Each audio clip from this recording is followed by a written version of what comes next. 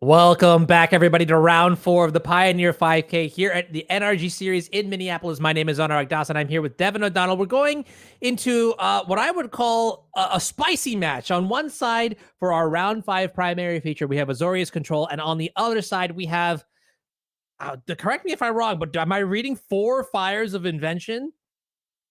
Yes, you are reading 4 Fires of Invention. This is a deck that has we've seen a little bit in the past, but it's basically revolving around the card Enigmatic Incarnation, which has a lot of words, but basically it's like a birthing pod where you can sacrifice enchantments and get a creature with mana value equal to 1 plus that enchantment's the sacrifice enchantment. So there's a lot of 2 mana enchantments that cantrip, and you're kind of converting those into 3 drops that more card advantage. There's a lot going on in this deck, ton of one-ofs, lots of tutor targets and stuff. But yeah, that's what the matchup is. It's going to be a lot of fun. I am honestly going to be very, very. It's funny that this is happening because I literally tweeted like a week ago, like, all right, Enigmatic Incarnation and Leyline Binding. Somebody smarter than me figure it out. Someone has taken the challenge, has taken the mantle, and I am super excited to see how this deck plays out because it's got a lot of spice in it. I'm talking like 1, 2, 3, 4, 5, 6. Over 10 one-ofs, unique one-ofs, even more, actually. Yeah, this is actually kind of incredible. And then the rest of the deck is a bunch of 4-ofs. So this is going to be pretty sweet. But on the other side, we have Azorius Control. The kicker is that 2 Sky Noodles are entering the battlefield, and only one will really walk out victorious. You can see companions revealed here. Cris Smith on the left on 5 colored fires. Daniel Weiser on Azorius Control. Let's go. I would say that just from pre-game effects, I would say that Daniel's a slight favorite because he has a better Yorion. What do you think? I don't understand. It's shiny. That's the worst one. Yeah, but it's full art, so it makes up for it. I'm gonna be very honest with you. I play like the OG art, like Japanese text, no foiling allowed. So I gotta go with the 5 color, the other Yorion. This is literally like you're gonna see like a month from now, like production for like NRG series Civil War is like underway or something like that. It's just like foil versus not foil or something like that. These jokes are horrible. I can't believe people. No, I'm kidding. Pay for my quality here. No, just kidding. Let's go into this. Turn 1 tap land. Turn 2 tap land. And fireworks are off. Yeah, and so basically, for those of you who are not familiar with Chris's deck, there's a lot of setup here. Cris is trying to just cantrip a bunch. We have 4 Nylea's Presence, 4 Omen of the Sea, and Fable the Mirror Breaker as well. So basically, there's going to be a lot of setup in the first couple of turns. And then ideally, Cris is trying to establish, a turn 4. Either you can go Fires of Invention plus Enigmatic Incarnation for free, or just pay 4 mana for the Incarnation. And then we're trying to parlay those 2 drops into 3 drops. Now, you might ask, what 3 drops are we getting? Well, there's quite a few of them. The most common one, I would say the first one you're going to get most of the time, is Renegade Rallier, which if you sacrifice, say, Nylea's Presence, you get Renegade Rallier. You've already fulfilled the Revolt requirement for the Renegade Rallier to get back the Presence, which is just, another free card. And it's essentially trying to do that, where the end game is you have a Scarab God as a win condition. You can get stuff like there's a main deck Yorion, which you can then get to blink all of your other stuff and draw more cards. And the other cool interaction here is, as you talked about, Leyline Binding plus Incarnation.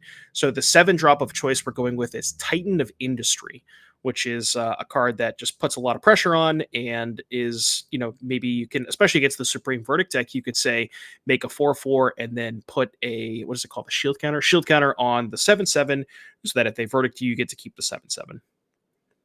I am just now looking at the artwork for Titan of Industry, and holy moly, it is just a giant like building just attacking. You can see like it's like a Megazord almost, which means the artwork for the suite 10 out of 10, and I think we can both agree on that.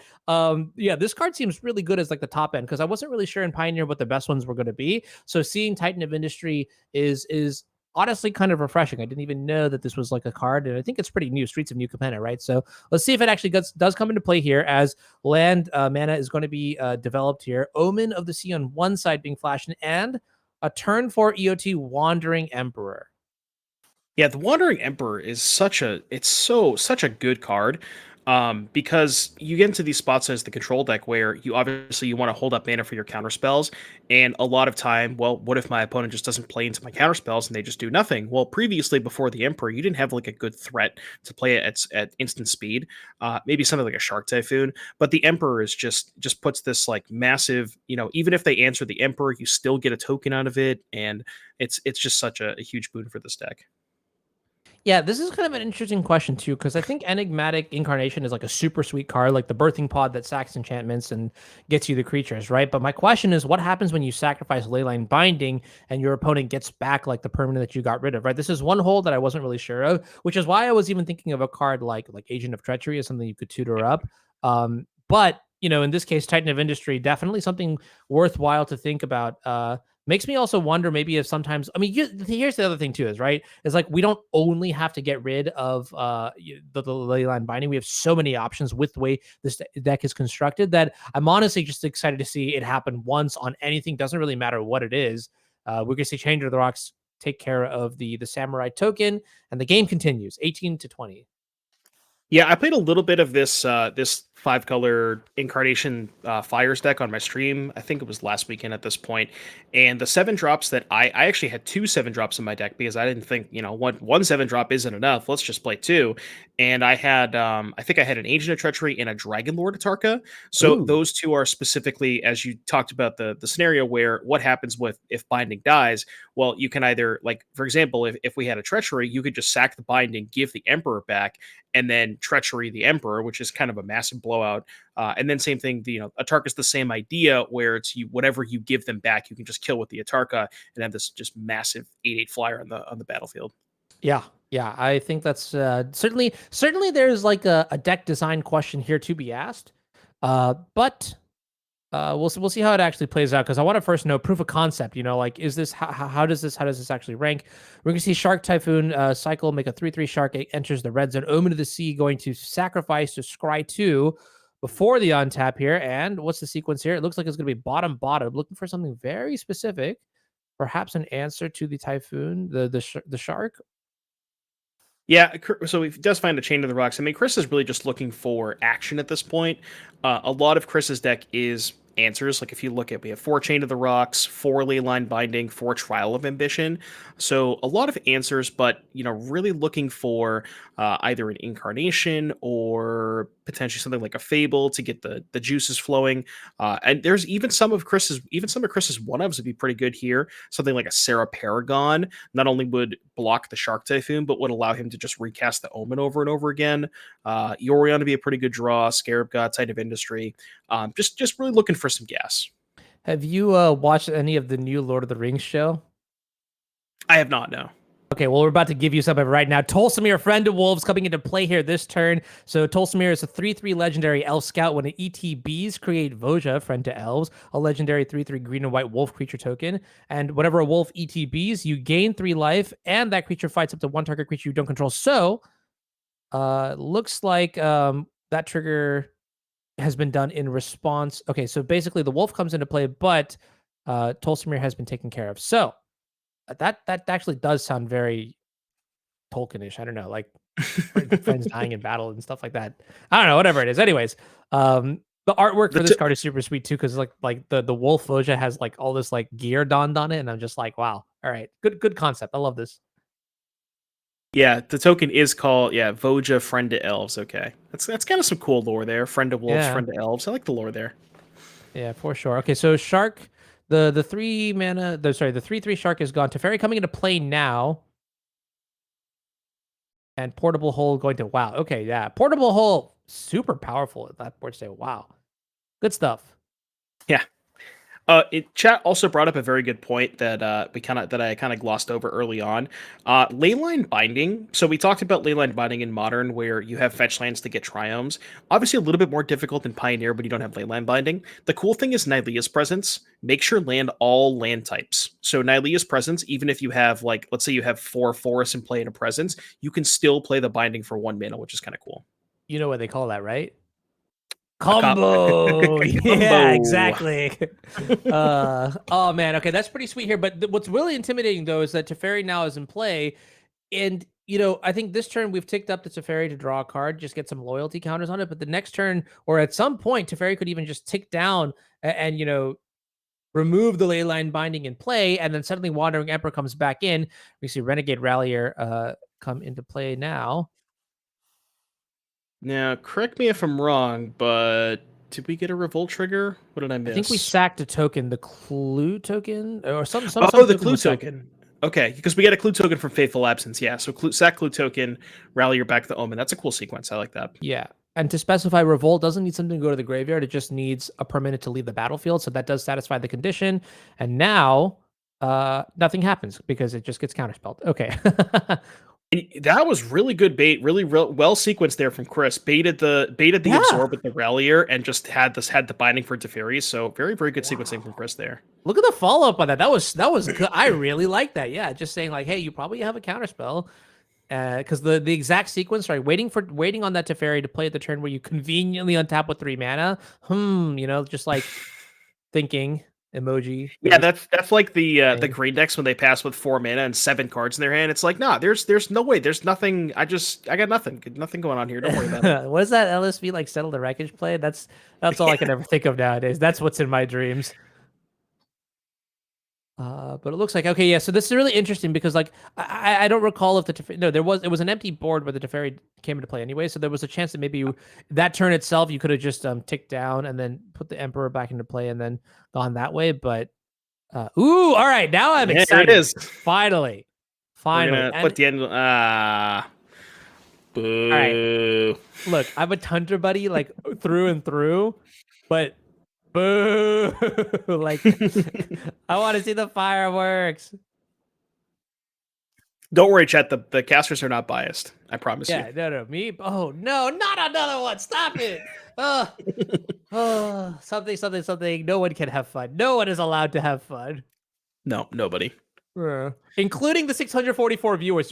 Hey, I see you having fun over there, and I will only allow it if you hit the follow button for the channel. Get some support in for NRG. This is some good content. If you are enjoying my coverage here, my commentary with Devin O'Donnell, hit the follow button. That's what I want to see. I want to see that positive reinforcement, that affirmation.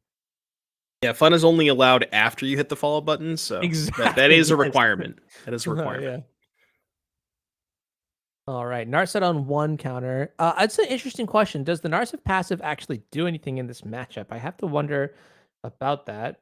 It's not like I'm confirming there are no Days Undoings in this Azorius control list, so there's not like some sort of like wombo combo.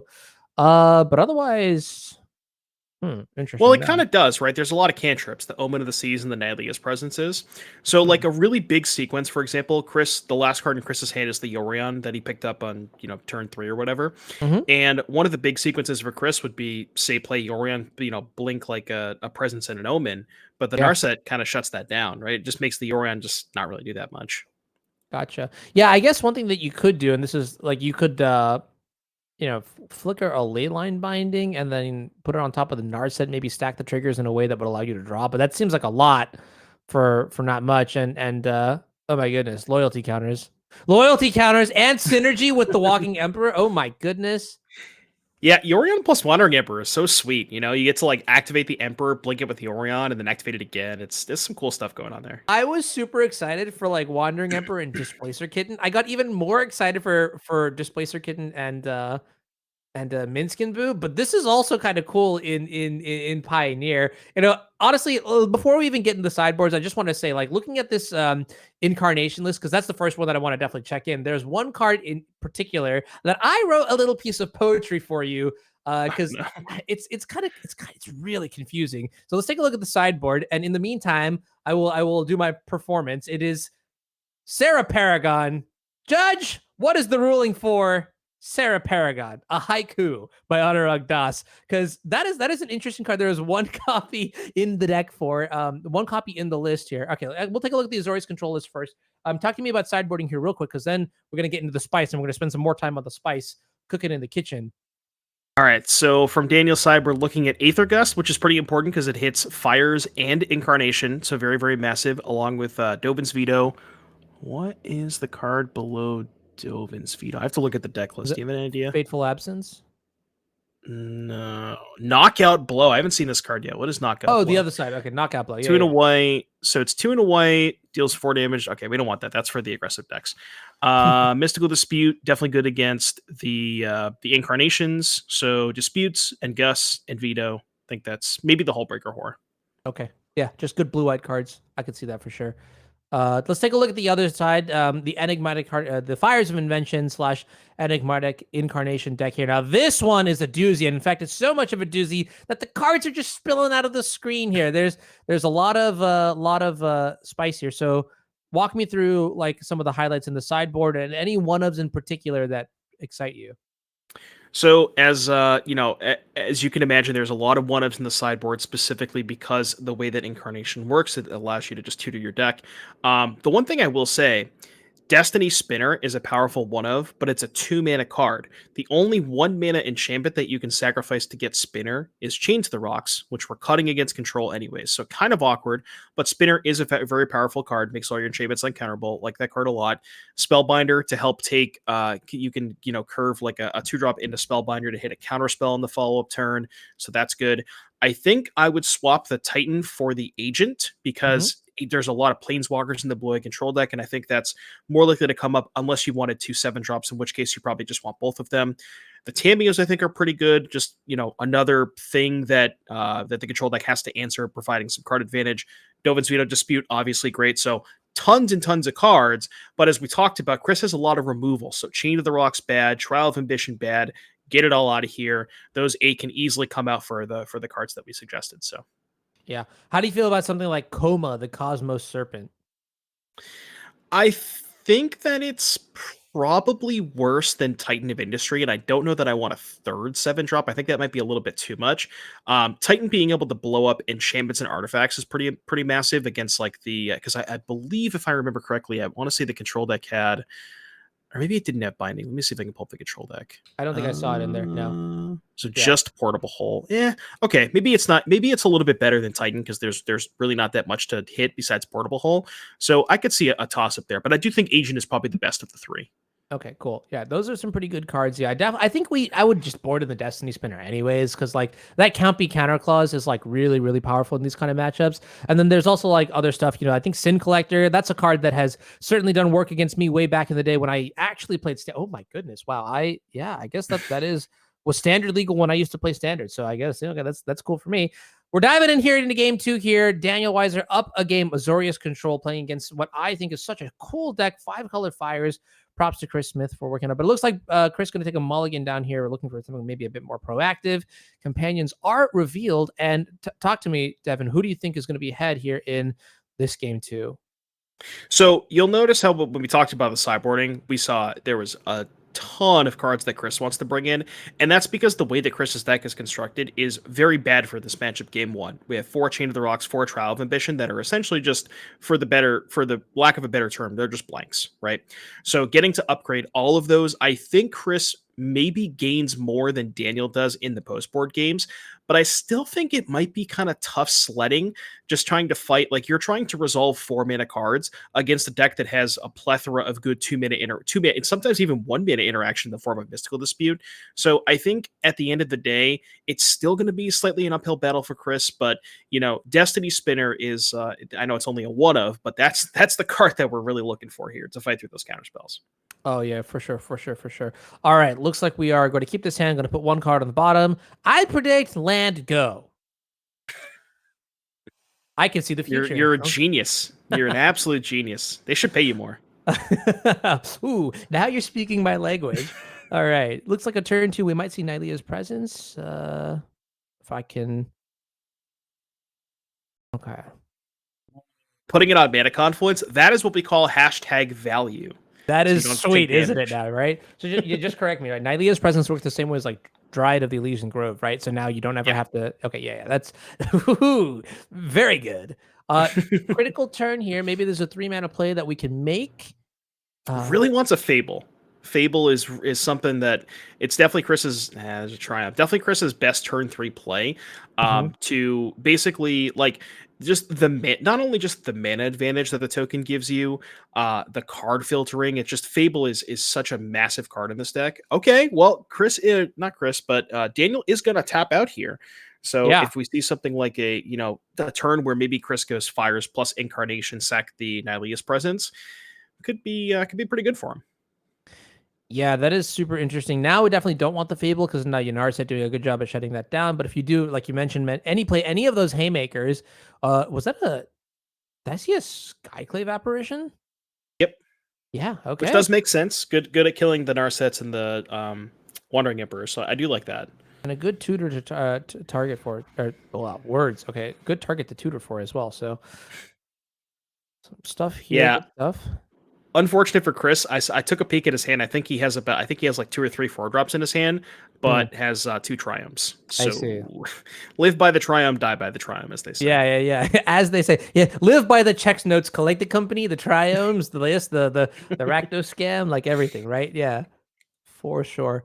Drago here for Daniel Weiser, and the game continues. Yeah, and obviously now that we can't really, there's no chance you resolve a 4-mana card here, so you might actually see Chris just kind of do nothing here. Might see him just, play a tap land, pick up Yorion or something, because probably doesn't want to walk into the counter spells, especially when he does bring in Mystical Disputes. So if you can get to 5 mana, you can maybe say play a 4-drop, back it up with Dispute. So yeah, I would imagine, unless you have enough threats that you're just like, you just say, okay, I'm just going to jam a threat every turn, they'll eventually run out of counter spells. You know what I mean? Yeah. But that's going to be hard because you're on the play, you're down a card from the mulligan, and they're up a card from their just being, on the draw kind of deal. So I do agree. It's going to be a challenge to see how you want to push through here, for sure.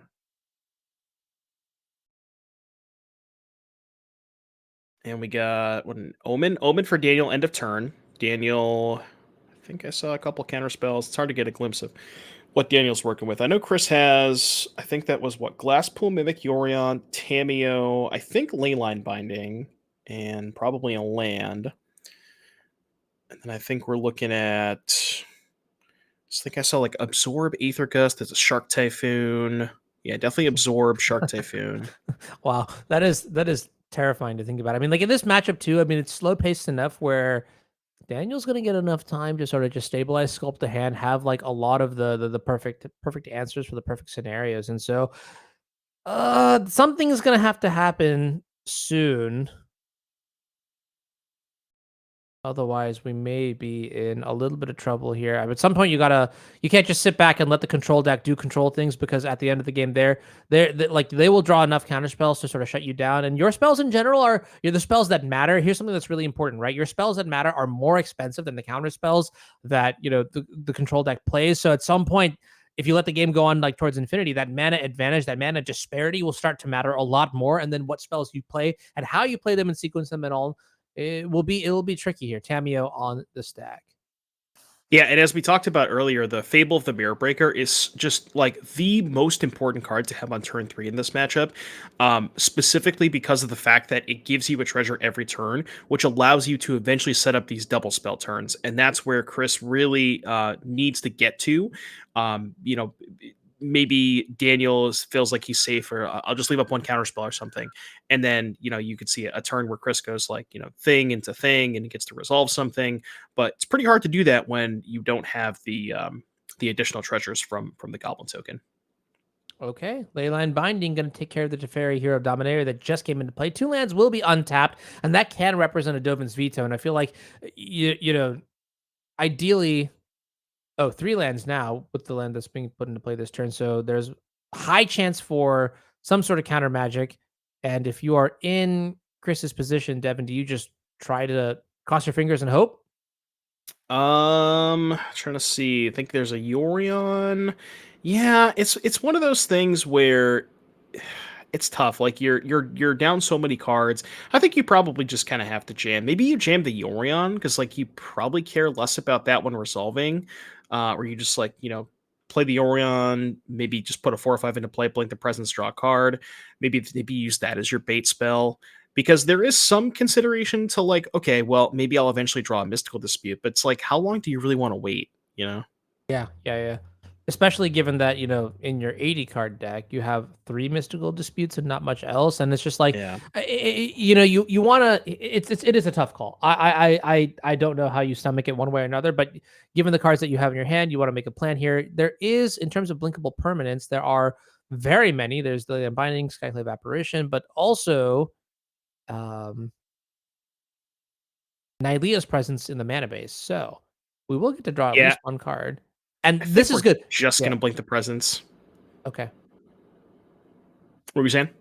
Oh, no, I was gonna say one thing I like about playing the Yorion here is that, like, in this matchup, Yorion seems like the kind of card that is like it puts a little bit of pressure, but like not enough pressure to merit a response. Kind of like what's the card that I'm thinking about? Like Baleful Strix and Legacy, like in the control mirror match, right? Like all it does is cycle, but the 1 point of damage is kind of annoying. Yorion feels exactly like that. Yeah, it adds up over time, And the cool thing about Yorion is it's also potentially a way to make Teferi a little bit more of a sketchy proposition.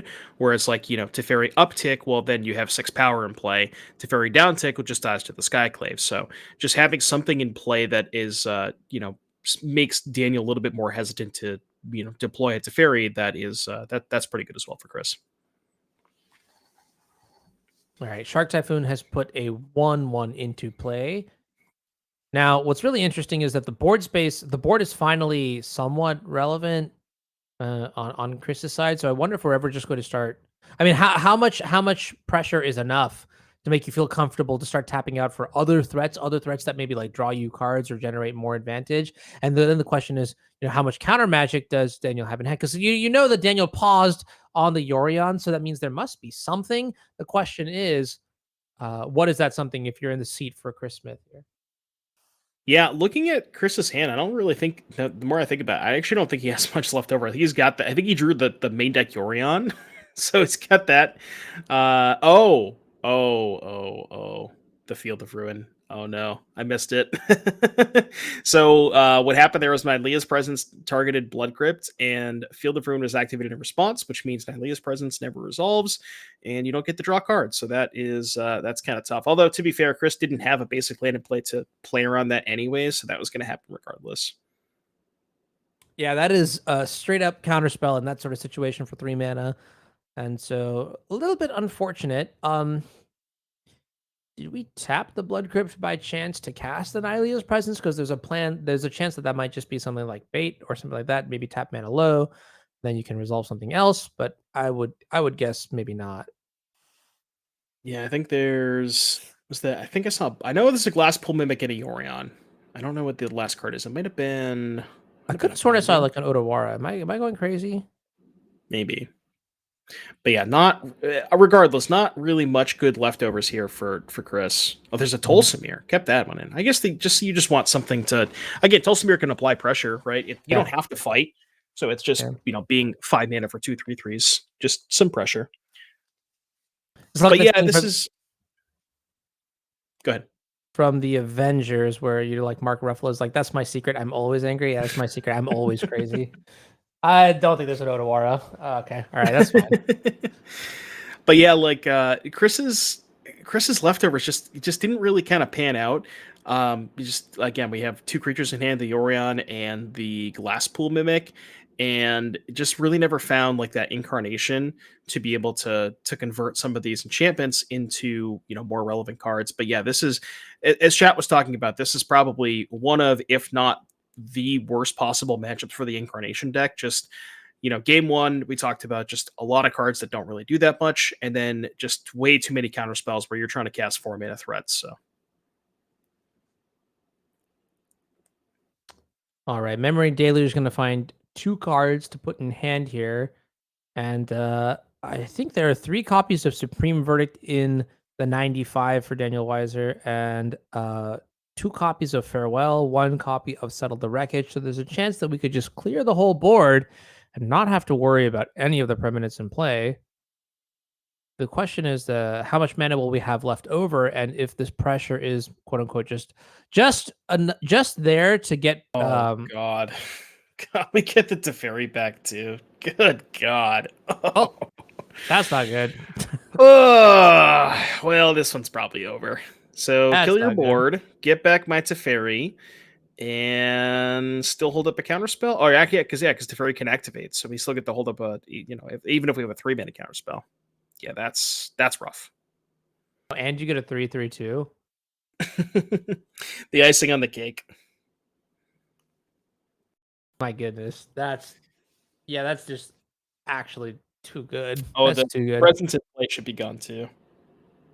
Which Yeah, actually pretty relevant because there is a Yorion on hand, so I don't know if we want to just get that fixed. The Nylea's presence in play should be gone because the farewell killed all enchantments. So there's an Nylea's presence on the Mana Confluence that. See if we can get that corrected. All right, let's see what else is in the hand here. I see one promo card, one Yorion, and Yeah, there we go. Cool. We're good. Yeah, it was the Glasspool Mimic, I believe, was the other leftover for Cris. right. Glasspool Not clone's not doing too much when you have nothing in play. So yeah, this is a rough spot. And as like I said, just not only does it kill the board, but it also kills all of the farewell, killed all of the stuff that the Yorion would have been able to blink. So now the Yorion's just not even really doing that much. Right, putting the noodle in as a 4/5 is powerful. I mean, it's still a 4/5 body that can attack and block, but just not even getting that luxury now, right? Dispute going to send Yorion into the bin here, and yeah, it's just a matter of maybe going through the motions here, unless there's some sort of top deck miracle here for Cris Smith. Not a literal one, but whatever. I guess it's a literal one in either sense because the situation is so dire. So I take it back. Never mind. Yeah. What is the fastest way then that Daniel can close out this game? Probably just Tef uptick and eventually ultimate. I assume that Cris will probably. I don't even think Cris is going to take that many draw steps. Okay. This game, the writing's pretty much written on the wall at this point. We got Cris has nothing left over. Daniel's got a grip full of good stuff going on here. But yeah, Teferi uptick, maybe attack with the 3/3 here and there, kind of just closing out the game. Oh, there is a Hullbreaker Horror as well, so that could end the game pretty quickly. That's cool. And on top of all of that, there's also the Memory Deluge that you could flashback from the graveyard. So yeah, there's oh yeah, and I like this. It's just like, yeah, all right, whatever. I'm just gonna play this Hullbreaker Horror. So that probably does finish the game super fast. Hullbreaker Horror, correct me if I'm wrong, but is that a 7/7? 7/8. Oh my goodness. Okay, there's a 7/8 Kraken Horror. Flash can't be countered. It can't be countered being maybe the most powerful thing. Flash being maybe the second most powerful thing. I don't know. That's a really good question. 2022. But yeah, when you cast a spell, you can either return a spell to its owner's hand or return target non-land permanent to its owner's hand. So, and to clarify, return target spell you don't control. So it's sort of just like a counter spell bot. So on top of all the counter spells that are already in the Azorius deck, well, here's a passive ability that just gives you a bunch more. Yeah, and I wonder if they I know we're kind of talking about some random stuff here, but I wonder if they put that line of text you don't control specifically just so you can't go off with Lotus Petals and stuff like that. Huh. Yeah, that would be kind of just Infinite Storm, right? It'd be kind of cool. Oh yeah, you're right. That is Infinite Storm. Like Lotus Petal, okay, trigger bounce, Lotus Petal. That's good. That's good. That would literally break the game in half. Oh my goodness. Okay. Yeah, I'm sure Justin Gennari would be very excited about that. But okay, I'm kind of surprised that the Tamiyo got to resolve, but maybe it's one of those things where it's just like, I'm just gonna. Whoa, I love it. Looks at the Tamiyo on board, says, "Nah, don't really care about that. Attack." Yeah, we don't need that. Yeah. You want a dirtle? Be my guest. That is obvious. That is a sign of strength, as it were.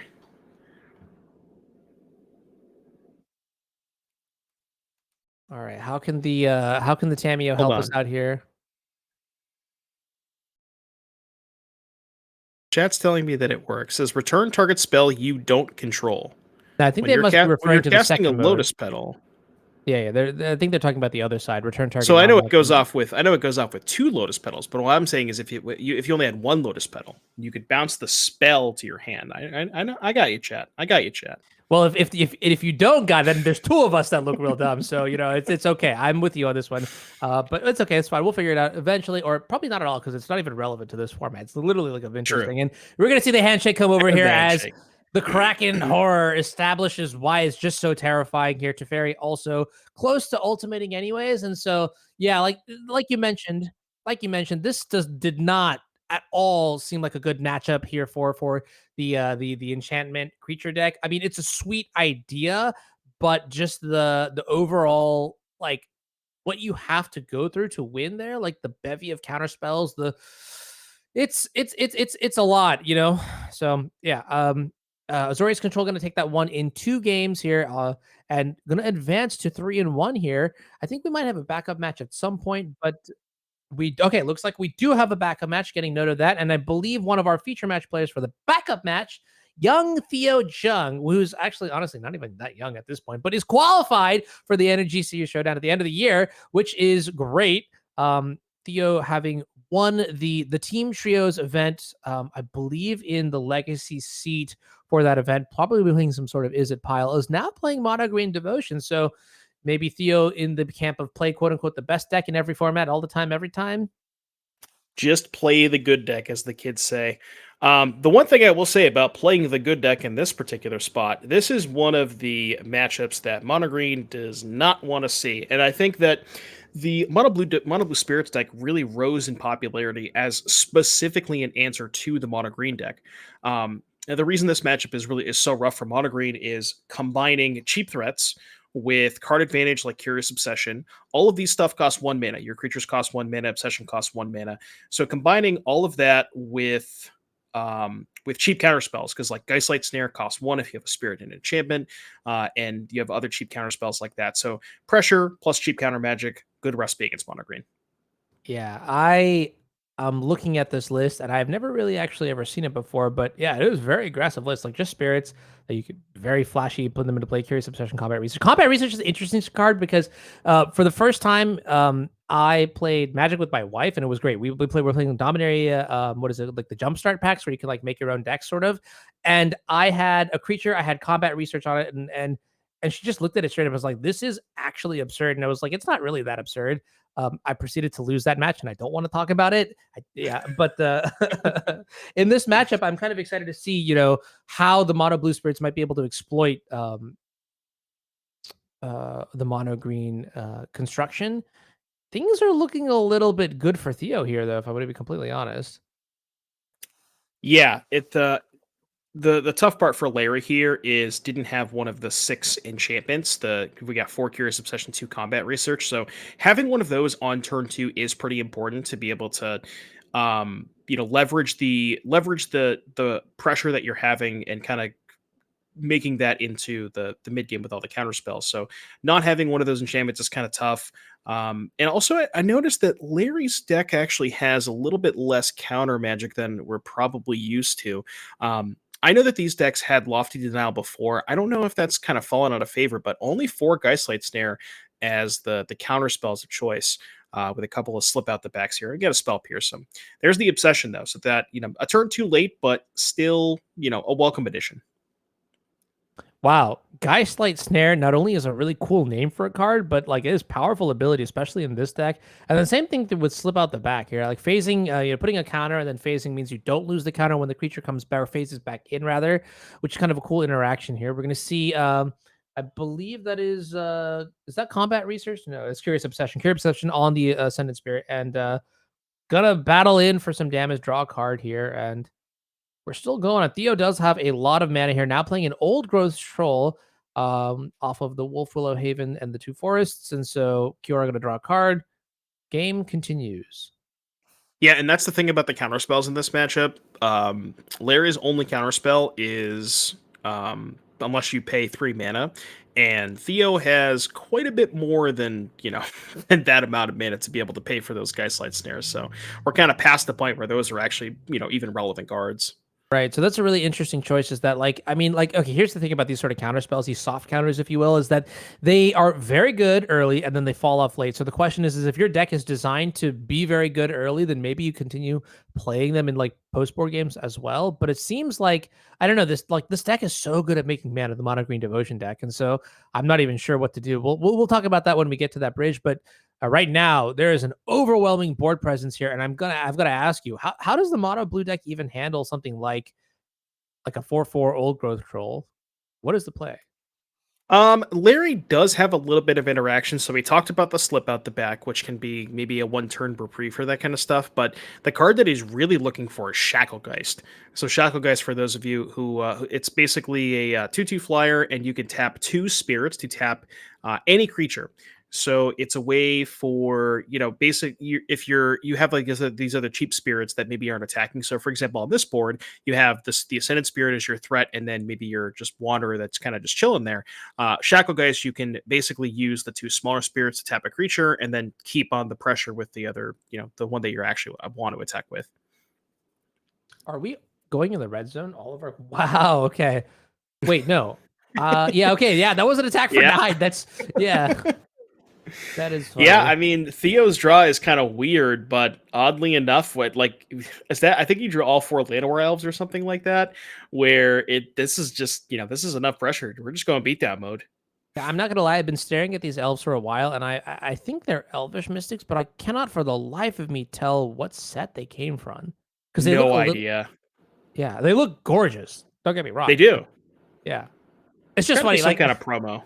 probably, yeah. So I think from like Larry's side, you could tell that slip out the back, targeting the spirit. Okay, from Larry's side of the battlefield, you could tell that Theo's just out of gas here. But that attack for 9 is kind of intimidating. I mean, you think of these mana dorks, and generally, like, what are they supposed to do? They're supposed to get you to those like busted end games where you have like planeswalkers and you cast large spells. But when you have so many of these in play, that this is actually kind of like a terrifying force to actually deal with overall. So I don't know where this game is going, but one way or the other will be excited.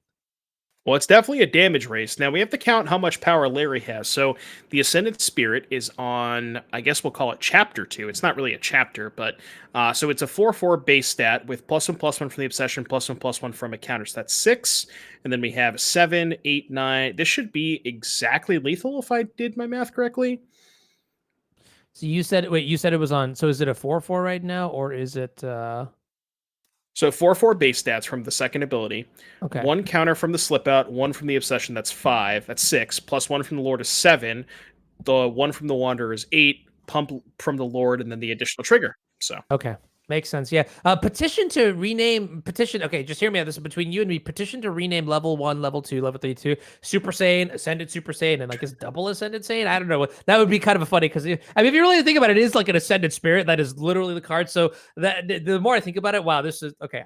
Knock. I'm hoping it sticks. But okay, game 1 going to go to the mono blue deck in a very close game. I mean, it was like maybe 1 top deck away for Theo's side to just completely take control of the game here. But like you mentioned, this mono blue deck is designed specifically to target the mono green matchup. So sort of like a matchup lottery thing, which, can be up and down here and there. Let's shift over to sideboards. But, when you see mono green devotion played in this massive capacity, you're very likely to hit it. Anything interesting in the sideboard besides the Karn tech? no changes. Hey, all right. And then if we have the other sideboard, we'll take a look at that real quick. There might be a bit more of a discussion here. What do you like? All right, so Cerulean Drake, not for this matchup. Brazen Borrower is interesting as both a flash threat and a little bit of interaction, so I don't hate that. What is that next card? It's got a lot of words on it. I see Witness Protection, and you see a Guard Approach. Yeah, Guard Approach. What's this one? So this is tap a creature or give a creature hexproof. Don't think we want to get towards that. Aether Gust is a slam dunk. And Witness Protection, I think, could be pretty good at like specifically the games where the mono green player resolves a Cavalier. If that slips through the crack, you can kind of make it so that the Cavalier no longer has reach. So that's something to consider. But yeah, the Witness Protection, the Gus, and maybe the Borrower. But again, with a matchup this good, you don't need to do a ton of stuff. So Okay. Well, game 2, let's get into it. We're going to have Theo Jung on Mono Green Devotion playing against Larry Fields on Mono Blue Spirits. Theo down a game, but on the play for this one. And being on the play in these sort of scenarios is where you definitely get to leverage the explosiveness of your deck. Playing a Mana Dork on turn 1 and going forward. Here's something that I've noticed too in game 1 of this match. Theo actually led with Oath of Nissa, and I'm finding now slowly that like every time that I see that Oath of Nissa starter, it's just like such a sigh of relief. Oh, Mulligan is 6. Okay. That's not an oath. Yeah. Yeah, like like that now I feel like a lot more pressure, especially again like in this deck that doesn't really do too well with removing creatures in play because it's mono blue, right? You mostly bounce or like phase out or do things like that, like enchant. No hard removal. Everybody's favorite word, tempo. Yeah, there you go. Right. Where's that butterfly? Where's the picture of the person memeing around? Is this tempo? Well, let me tell you, I know a thing or two about tempo, and it rhymes with predict. Here we see Ascended Spirit equipped with the Curious Obsession. Going to draw a card here as it enters combat. And I mean, is this maybe the best start for Larry Fields in this matchup? Oh yeah, especially if he's got a Geistlight Snare, which we're gonna find out right now. No Geistlight Snare, okay. But yeah, 1-drop into Curious Obsession is certainly the best possible start for Larry. And Theo can sort of breathe a sigh of relief with that Karn. Theo doesn't have a choice, right? He has to jam. He can't play around the Geistlight Snare. It's going to get him no matter what. Because the longer he waits, the worse it gets for him, as with Larry drawing 2 cards a turn. So he just kind of had to pray there. Now, I'm assuming with this Karn resolving, I think you have to just get the boat, the Sky Sovereign, and kind of just hope and pray that Larry doesn't find another Counterspell or Rattle Chains. All But I right. don't know, it's kind of tough. Yeah, you do have to get the boat here, I think. Yeah. Theo, same, concluding the same here. And yeah, I don't know. Is this Karn art popular? Like, chat, can you please like weigh in here? I personally like. I think honestly, my favorite Karn art might be like the altered art one, the Japanese altered art one, where Yes. he's like his like chest is exploding, or he's just like come out of a workout and he's like all pumped up and just like I am Karn, the great, whatever. Okay, anyways, that's my personal favorite art, but I probably only play with the OG art, anyways. What is this? This is another Ascended Spirit. Okay, cool. So pressure is somewhat on. Yes. And you notice there, the Ascendant Spirit did not go after Theo. It went after the Karn, which is interesting because that would lead me to believe that Larry drew an answer for the boat, but with the boat resolving, okay, maybe this is a Rattle Chains. Because it's just kind of weird. I feel like maybe you would have, because if think about it this way, right? If the boat's the best target for the card anyways, and the boat's already in hand, I feel like maybe you would rather have attacked the Karn. But okay, so he does have the Rattle Chains to protect what's being targeted from the boat. So Oh yeah, we're gonna cool. see Theo. We're gonna see Theo go uptick on the boat. Now the cool thing about this is it remains a creature throughout Larry's turn, so it is now a blocker for all of Larry's creatures. So very, very important. Yes. Doesn't have any special abilities either, does it? Oh, that's kind of a, yeah, I mean, this is the baseline combo. Mono green 101. Actually, you know what? Maybe 102 where you put the Karn into play and you can actually attack with the Sky Sovereign and get the trigger. That's kind of cool. And in this matchup, I'm on this board state, boat might be able to stabilize. At this point, though, what is Larry going to need in order to, to keep the aggression, keep the, tempo dialed in and widen the gap, make it so that Theo cannot come back possibly into the game? Shacklegeist is definitely a big start for Larry. Okay. Once the boat has been resolved, Shacklegeist being able to tap it down every single turn is pretty massive. So, we're looking for like a really good turn for Larry would say be something like play a Shacklegeist, play a 1-drop, use the Shacklegeist in the 1-drop, tap down the Sky Sovereign, send the Rattle Chains at the Karn. Or I guess no, you would send the Ascendant Spirit with the Curious Obsession at the Karn, and then leave back 2 creatures to be able to then tap the boat again on Theo's turn. That's probably the best sequence for Larry here. All right, and as far as I am aware, we have not poured any extra mana into this curiously obsessed Ascended Spirit. Now, I believe Curious Obsession does have a downside, right? If you don't attack with a creature this turn, then you will have to sacrifice the creature that is equipped with the enchantment. No, sorry, you just sacrifice Curious Obsession. Never mind, I take it back. So it looks like we're going to see an Alpha Strike, Skyship Sovereign blocking the enchanted Ascended Spirit. 4 mana. for Larry Fields here. Do we have a play? Yeah, I wonder. I wonder what Larry's got here. I'm trying to think of what would make this attack. What would make this attack make sense? So if you right now the spirit's a 2/2, right? So if you pump the spirit once, it would then be 3 power, right? If you activate the first ability, it'd be 3 power. And then if you play a Lord, say a Supreme Phantom, it would still only be 4 power. So that wouldn't kill the boat because the boat has 5 toughness. So I wonder. I guess you just really have to get Karn off the battlefield there. Sure, I can get behind that because now you turn off the way for the skyship to be animated for free. Ooh, that's a good one. Old growth Yeah. troll So replaces the need. even if Theo didn't draw a creature or a way to crew the boat, could have just fired up the lair, right? Because Yeah. you can go tap. Well, actually, no, because the Haven is on the lair. So Ho-ho. if you go to because you wouldn't have had enough. Because the most you can do is make it a 2/2, but that involves tapping the elf. So yeah, that would have been awkward. And I don't think you have enough devotion either, right? You're like, yeah, devotion right now is like net neutral. Now, I mean, if you didn't have the old growth troll, so old growth troll was kind of a sick draw here, but maybe there's a way to pull All right, through here. so yeah, boat attacked, targeted the rattle chains. Response, double Supreme Phantom because the rattle chains was going to die anyway, so just wanted to get those out of the hand. And now we have a 3/3, 2/2/4s. We can pump the 3/3 twice to make it. I'm not good at math. That would make it 6/6? Pretty big. Yeah, I think 6/6 with flying too, right? Yep. That's cool. Yep. So we're Yeah. gonna do that. Question is, do we go to the second level? No, we're holding up mana. So that means Larry's got something that he wants to deploy here. Another spirit, which is not too bad because that's a 3/3 base. And if the boat attacks and targets the spirit, then you can just pump in response to make it a 4 toughness. So that would still survive the boat hit. This is actually kind of crazy. I am so surprised to see this mono blue spirits at work here because this is not what I was expecting. You know, I'm very very content with the way this is actually playing out here. The pressure is actually quite there. I mean, end step you're going to make this into a a 4/5 anyways. All right, so it looks like Theo's going to float 7 off Nykthos, cast Storm, 1 floating. So let's see what Theo can find here. Theo's definitely looking for ideally like a planeswalker, something like a Karn, and a way to untap the Nykthos. So like Karn plus Kiora is probably his best hit or something like that. May obviously just more threats to something to be able to like crew the boat and then attack with that and the troll to try and make a 2-turn clock or something like that. So.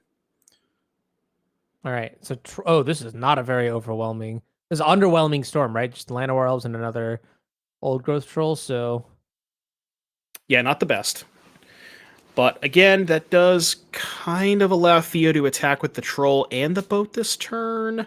So you can crew with the new troll, fire up the boat, attack with both, target the spirit. Larry pumps, but Larry can just take 10. Okay, just attack with troll. Okay, recognizes that he has to leave the boat back on defense. But this should still be lethal. You just attack with everything, whichever spirit. Oh no, because they don't have flying until you activate the ability. Okay, so Larry would need a land to be able to activate both spirits. Right, they'd both be 6/6s. Right? Yeah, 4/4. Okay, yeah. And now Yep, they should this have is good. flying, right? Yes.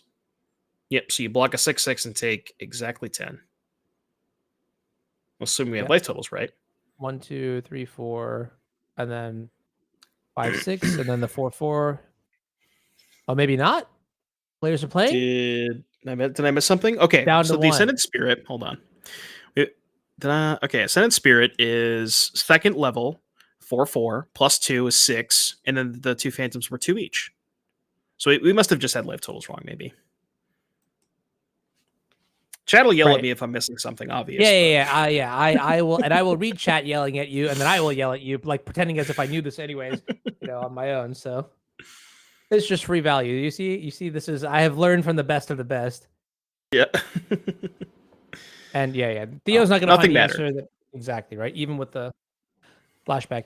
All right. Well, congratulations for Larry Fields winning with Mono Blue Spirits. It's a pretty exciting one to see in Pioneer. We are going to probably cut to break here as the round 5 pairings are up. I think that's going to be it for me. You know, Devin, we never actually ever got to talk about season 3, so I leave it in Joe's capable hands to handle that. But that's going to wrap up my portion here today for the NRG series. I hope you all enjoy the modern coverage. I hope you all enjoy the Pioneer coverage, and I hope you all continue to enjoy the ongoing rounds that we have here for round 5, 6, 7, and then the rest of the top 8. That's going to be it for me. Talk to you guys later. We're going to cut to break.